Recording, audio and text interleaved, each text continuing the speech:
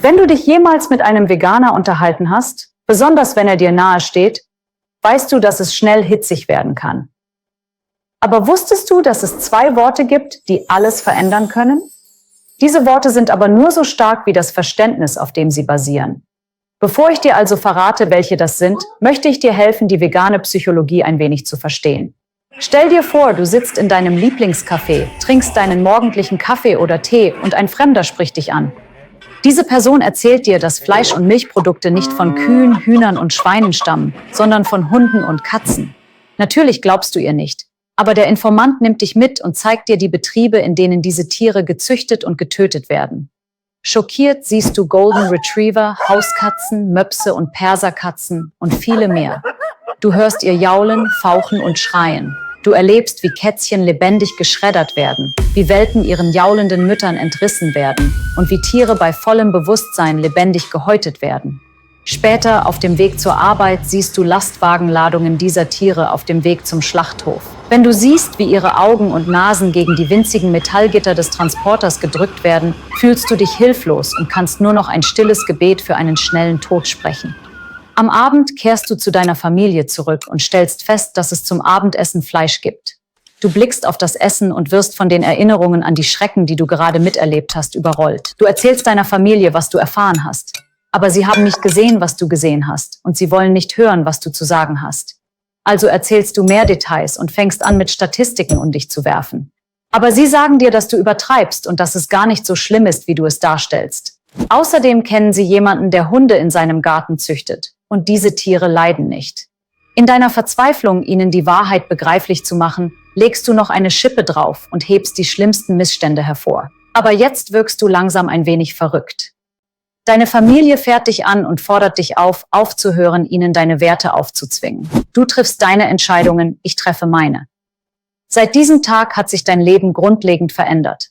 Es ist nicht so, dass du andere Dinge siehst. Du siehst dieselben Dinge mit anderen Augen.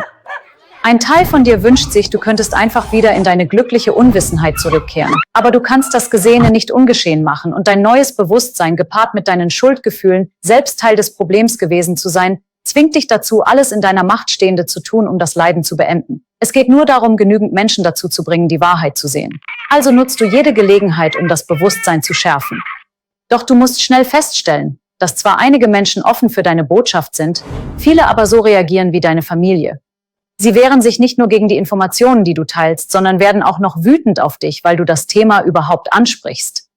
Es fällt dir immer schwerer, nicht selbst wütend zu werden. Und du beginnst den Glauben an die Menschheit zu verlieren.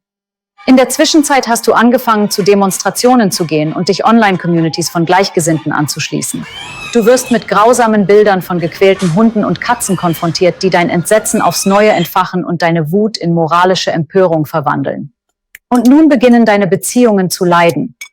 So sehr du dich auch bemühst, du kannst nicht anders, als deine Wut auf die Menschen in deinem Leben zu richten, von denen du eigentlich erwartet hättest, dass sie über das Problem ebenso entsetzt sind wie du. Und es fällt dir schwer, die Verbindung zu Menschen aufrechtzuerhalten, die plötzlich so völlig andere Werte zu haben scheinen als du. Du befindest dich außerdem in einem ständigen Zustand von Kampf oder Flucht, da die Erinnerungen an die Grausamkeiten allgegenwärtig sind. Selbst dein eigenes Zuhause ist kein sicherer Zufluchtsort mehr. Wenn du Milch im Kühlschrank oder Fleisch auf dem Esstisch siehst, durchlebst du unweigerlich Flashbacks an die Schrecken, die du gesehen hast, und wirst von Trauer und Wut überschwemmt. Und du hast ständig Angst davor, die Menschen, mit denen du dich so sehnlichst verbunden fühlen willst, dabei beobachten zu müssen, wie sie die Opfer dieser Gräueltaten zubereiten und essen. Zu allem Überfluss fühlst du dich als Versager, weil du nicht einmal die Menschen in deinem engsten Kreis davon überzeugen kannst, Tieren kein Leid mehr zuzufügen. Du fühlst dich schuldig und schämst dich, weil du die Tiere im Stich gelassen hast. Du weißt nicht, was du tun kannst, um dich besser zu fühlen, außer den Menschen um dich herum die Augen zu öffnen, in der Hoffnung, dass sie zu demselben Schluss kommen wie du. Also drängst du sie noch mehr, es zu verstehen. Doch je mehr du drängst, desto mehr blocken sie ab. Du steckst in einem schmerzhaften Kreislauf fest, von dem du glaubst, dass er nur durchbrochen werden kann, wenn andere aufhören, Tiere zu essen. Du fühlst dich allmählich wie ein Außenseiter. Wenn du Glück hast, hast du zumindest einen Verbündeten in deinem Leben, eine Person, die dich und dein Anliegen versteht und unterstützt. Aber trotzdem bist du bei Veranstaltungen oft der Einzige, der keine Tiere isst. Und die Leute reden mit dir oder über dich, als wärst du seltsam.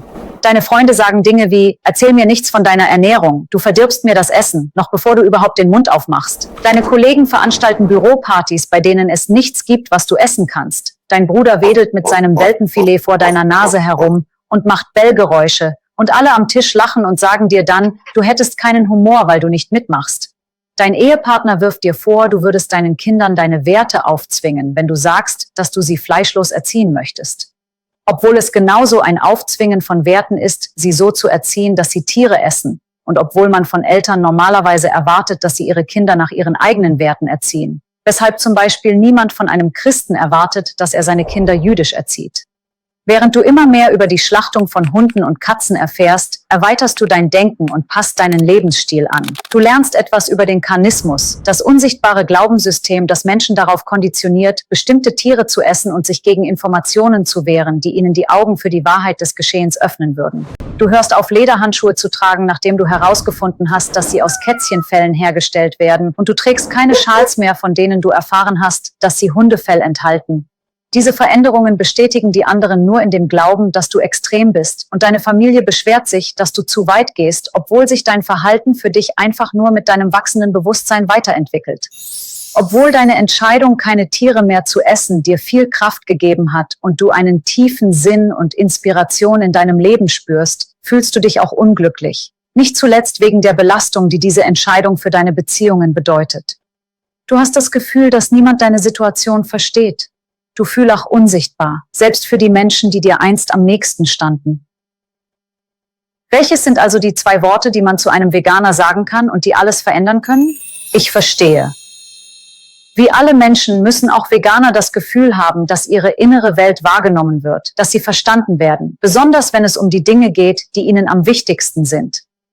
Du denkst vielleicht, dass nichts, was du sagst, eine Rolle spielt, solange du nicht bereit bist, aufzuhören, Tiere zu essen. Für manche Veganer mag das zutreffen.